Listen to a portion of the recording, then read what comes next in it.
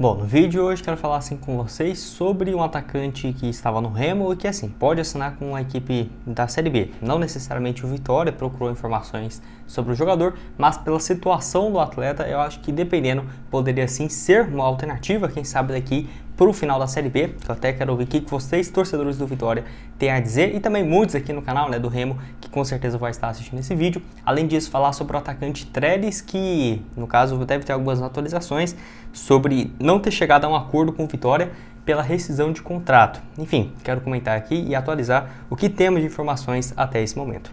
Só antes de começarmos, aproveite aqui para deixar seu like, também se inscrever no nosso canal.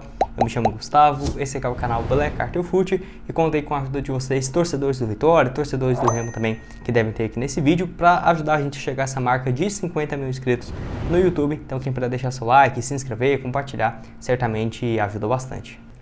Antes de dar uma sequência aqui no vídeo, então é um recado da VBet, que preparou ótimas cotações para o próximo compromisso do Vitória aqui, no domingo, contra a equipe do Atlético Goianiense. No caso, uma vitória aí, um triunfo do Vitória fora de casa, pagando 3,80 a cada real apostado, excelente cotação. E além disso, você depositando pelo link que eu vou deixar aqui embaixo na descrição, você faz seu cadastro, cria sua conta, faz seu depósito e você vai ter 125% de bônus no seu primeiro depósito. Ou seja, isso é mais do que dobra, nesse seu primeiro depósito, vindo por esse meu link aqui embaixo na descrição. Então, para você começar a apostar nesse jogo do Vitória e em vários outros, para a sequência da Série B, várias outras partidas da Série A, Copa do Brasil, Libertadores, Campeonato Europeu, tudo lá na VBet, patrocinador de vários clubes do futebol europeu, como por exemplo do Mônaco, também do Nice. Então, vai lá, o link vai estar aqui embaixo para vocês.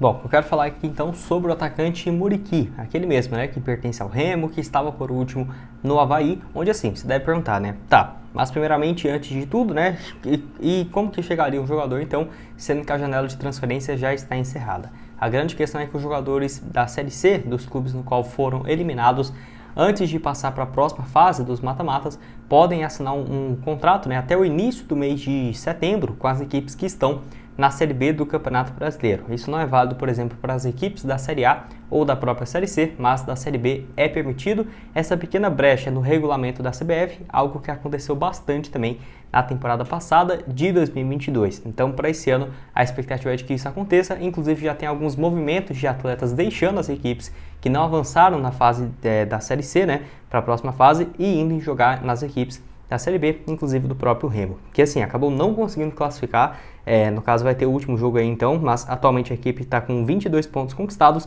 o oitavo em diante que classifica, que é o São Bernardo com 28, e o primeiro time então dentro da zona tem 19, por pouco, o Remo não chega na última rodada, com chances ainda de ser rebaixado. Enfim, então quero falar aqui agora sobre o Muriqui, se ele poderia ou não ser uma alternativa para o ataque do Vitória e os números do atacante nesses últimos 2 anos, quando teve o seu retorno ao futebol brasileiro. Bom, onde o atacante de 37 anos de idade vive uma fase bem interessante na sua carreira, apesar de que teve momentos melhores. Os números pelo Remo nesse ano, no geral, 37 jogos com 12 gols marcados, 32 partidas, 12 gols marcados até aqui e 4 assistências, contando aí Copa do Brasil, no caso também a Copa Verde, Campeonato Estadual e a Série C.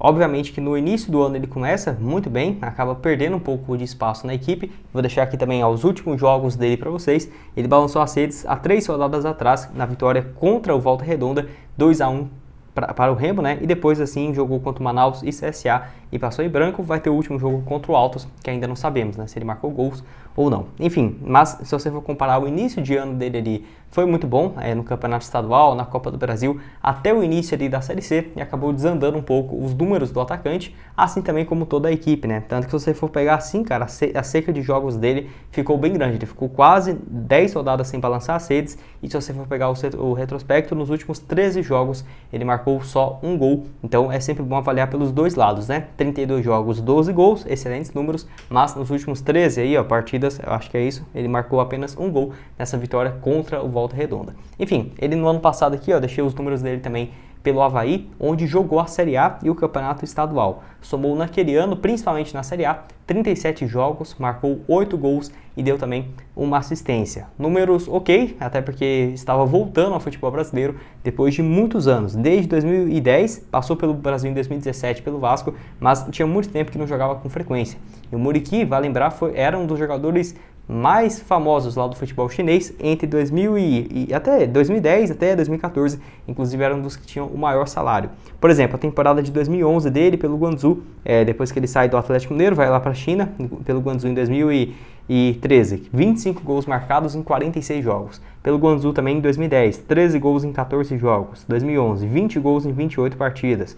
Foi um desempenho sensacional. Foi também lá para o Catar, no Al Sadd, bons números também. Jogou no Japão, onde teve um desempenho um pouco pior. Foi para o Vasco em 2017, não foi muito bem. E voltou, né, para o Guangzhou, lá da China e para outras equipes também onde rodou. Em 2019, por exemplo, 20 gols em 23 jogos e nos últimos anos vinha jogando um pouco menos com frequência desde 2020 e 2021 na China. Vocês sabem o que aconteceu e o jogador também não vinha tendo uma questão física muito boa. Só que nos últimos 2 anos dele, dá para ver claramente que o atual camisa 92 da equipe do Remo tem tido realmente uma fase um pouco melhor em relação a ritmo de jogo, até porque desde quando ele voltou ao futebol brasileiro, já soma até aqui quase 70 jogos, né? E balançou as redes em 20 oportunidades. Não são números ruins do atacante e poderia, na minha opinião, ser uma alternativa para chegar nessa reta final, né, da Série B para o Vitória. Enfim, a grande questão é saber agora se vai ter interesse ou não na contratação do jogador, que é igual eu falei, estou só